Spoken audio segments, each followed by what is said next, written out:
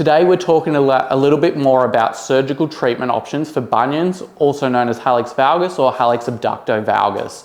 So there's a few different options available depending on the severity of your deformity.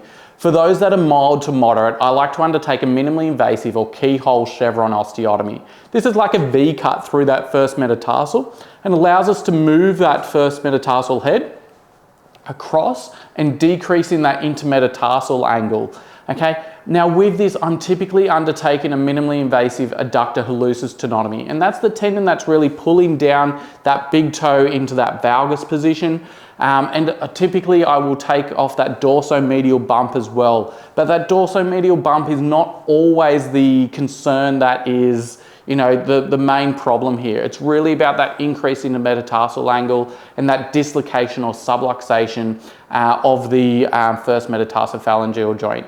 Now, if that is not a powerful enough procedure to bring that big toe back into the corrected position, I may also do a little bit of a osteotomy on the proximal phalanx just here, and that's going to then make sure that we get that into a straighter position. We don't want it dead straight, but we do want it, you know, into a corrected about 7 degrees there, and that's going to be a lot better in reducing and you know, bringing that pain under control. Now, I've just talked about a minimally invasive option for bunion correction. One of the other options is an open chevron osteotomy. In the same way we're doing that V cut there, and we may be reducing that adductor hallucis, we may be doing that ostectomy, or we typically would be. And you know, the difference here is that it can be done on mild, moderate, or potentially severe deformity as well. And so it gives us a lot more power in being able to you know, correct that bunion that may be present.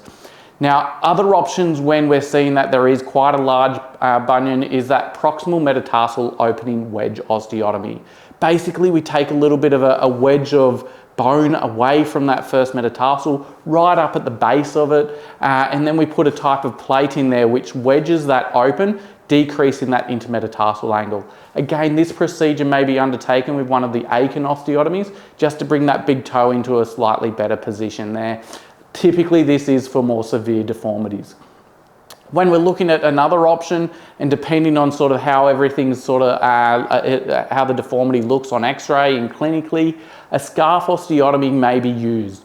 This is typically done with an Akin osteotomy, and think about the scarf osteotomy as a big Z through the first metatarsal, where we then bring it from, you know, in the bunion position, across and reducing that intermetatarsal angle through the length of the shaft.